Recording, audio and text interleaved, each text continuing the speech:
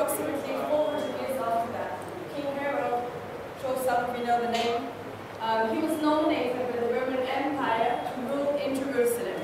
And he decided to renovate and expand the temple and Temple Mount. But he had a little problem with nature. The temple was built on a mountain, on Mount Moriah. In order to expand the platform of the temple, he had to change all of the area around the platform couldn't be a man. So what he did is broke the mountain from the north, filled the valleys, the east and the west, with arches, with debris and with arches. And then he expanded the platform of Temple Mount to the platform that we know today. 2,000 years after the platform of Temple Mount, and all of that surrounding Mount Moriah. Mount Moriah was still in the center, and he renovated the second temple. When King Herod built and expanded the platform of Temple Mount and the temple itself more than 2,000 years ago, he built the four walls that we know until today. The southern wall, the eastern wall, the northern wall, and of course, the western wall. The same western wall that we see outside for prayer, the same western wall that we will see the continuation with underneath the homes. The same western wall that we know that Jews from all over the world for at least 500 years came here and still come here to daven, to pray.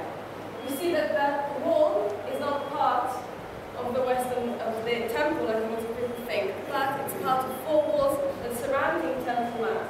So why the western wall is so important for the Jews? We'll talk about that later. As we can see, King Herod built a magnificent, beautiful, luxurious temple. Unfortunately, after 70 years, that also was destroyed by the Roman Empire. They destroyed and burned our temple, and we were exiled from Jerusalem. For the next 600 years, Temple Mount remained with the Romans and then the Christians, and they built the city in the west. 600 years after the destruction of the second temple, in the 7th century, in the year 638, the Muslims first arrived in Jerusalem. They captured Jerusalem from the Christians, they came up to Temple Mount and built in the center. They built the golden Dome of the Rock. And near the southern wall, they built the Al-Aqsa Mosque. That's the Al-Aqsa Mosque, that's the grayish, silverish top that we see in the south, outside. And the Dome of the Rock, that's the goldish top that we see a lot of the postcards of Jerusalem, and also we can see it from outside. The Dome of the rock is the foundation stone. That's where the Jewish temple stood 2,000 years ago. For the next few hundred years, the Temple Mount and Jerusalem kept moving from the Muslims back to the Christians, to the Muslims again, and then the Christians again, and then back to the Muslims. In the 13th and 14th century, approximately 700 years ago, the Muslims are called the Mamluks, the Muslims from Egypt, and they captured Jerusalem, and they decided to elevate their homes so it would be the same level, the same height of the Dome of the Rock and Al-Aqsa Mosque. How did they do that? King Herod did fill the valley. They filled the valley from the west. All of this area they filled with arches, an arch, above an arch, above an arch, above another arch, and above all of those arches they built their homes. And when the Mamluks, the Muslims, built their homes 700 years ago, they built the Muslim quarter that we know today. And you can see that they covered most of the western wall, leaving us a few meters outside that we can see of the western wall. When we go inside the western wall tunnels, we're going underneath the Muslim quarter.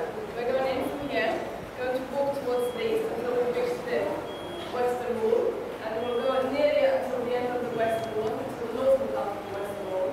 And we will see 1,000 years of history. Because when the Mamluks covered everything, they didn't destroy. And every ruler that came to Jerusalem didn't destroy completely what the previous ruler built.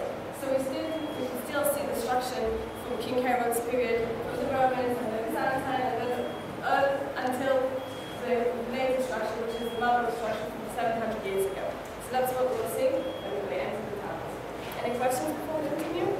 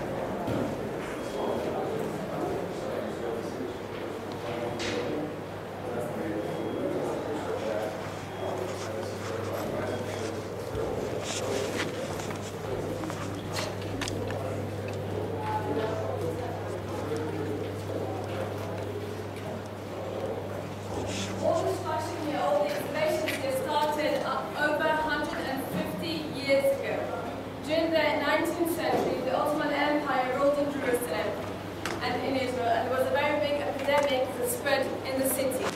The Ottomans thought that the source of the epidemic was the water systems. Now we know that 150 years ago the water didn't come from the tap as we know today, but it came from water systems and water pools from underneath their homes. In order to check the water systems, they had to dig. What they did is ask England to send them a group of researchers to help them search all the water systems. And England really sent them a group of researchers led by a researcher called Charles Wilson. He arrived here in 1864, and together with his group, they started digging, mainly underneath the water. And as they continued going down, they suddenly saw an interesting looking stone, an interesting looking arch.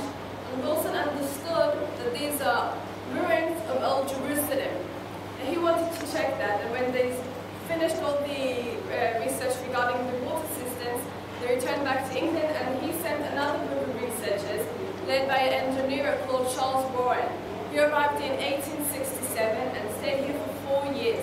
In those 4 years that Warren was here in Jerusalem, he did excavations mainly around the Old City and the City of David. And until today, we're still looking at his maps that he drew and all the books that he wrote and all the things where the archaeologists, 150 years later, are still